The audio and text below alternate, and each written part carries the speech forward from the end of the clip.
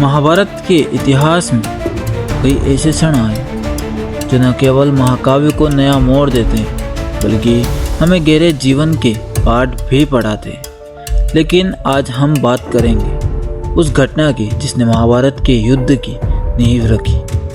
द्रौपदी के अपमान की यह वही क्षण था जब कौरवों ने अपनी सबसे बड़ी गलती की थी, एक ऐसी भूल जिसने पूरे वंश का नाश कर दिया। आइए जानते हैं उस काले अध्याय की पूरी कहानी।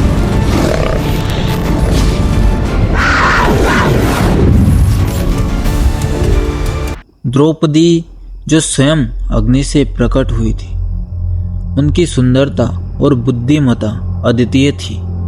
वे पांचाल नरेश द्रुपद की पुत्री थी और अर्जुन ने स्वयंवर में उन्हें जीतकर विवाह किया था। लेकिन नियति को कुछ और ही मंजूर था।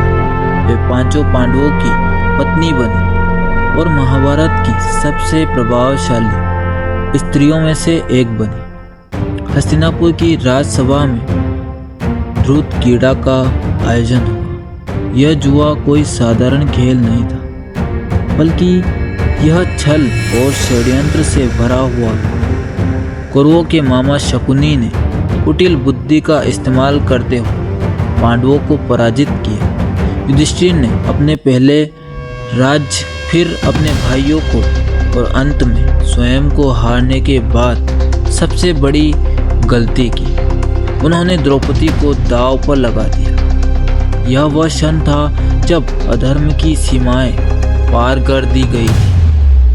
द्रौपदी उस समय अपने महल में थी जब दूत उन्हें बुलाने आया। उसने कहा कि महाराज युधिष्ठिर आपको सभा में बुला रहे हैं। लेकिन द्रौपदी ने एक साहसिक प्रश्न किया, क्या राजा पहले स्वयं को हारने के बाद किसी और को दांव पर लगा सकता है? यह प्रश्न सभा में गूंज उठा, लेकिन किसी ने उत्तर नहीं दिया। जब द्रौपदी ने आने से मना कर दिया तो दुर्योधन ने अपने भाई दुशासन को आदेश दिया कि वह द्रौपदी को घसीट कर लाए। दुशासन ने द्रौपदी के बाल पकड़कर उन्हें राज्यसभा में खींच लिया। यह एक ऐसा दृश्य था जिसने हर व्यक्ति को झंझोर कर रख दिया। सभा में भीष्म, द्रोण, कृपाचार्य, विदुर और स्वयं महाराज धृतराष्ट्र भी उपस्थित थे, लेकिन किसी ने भी अन्याय के विरुद्ध आवाज नहीं उठाई। सभा में दुर्योधन ने द्रौपदी का अपमान करने के लिए दुशासन को उनके वस्त्र हरण का आदेश दिया। लेकिन द्रौपदी अकेली नहीं थी। उन्होंने श्री कृष्ण को स्मरण किया और अपनी लज्जा की रक्षा के लिए प्रार्थना की। तभी एक चमत्कार हुआ। जैसे ही दुशासन ने उनके वस्त्र खींचने का प्रयास किया, वैसे ही उनके वस्त्र बढ़ते चले गए। श्री कृष्ण ने उनकी लाज बचाई।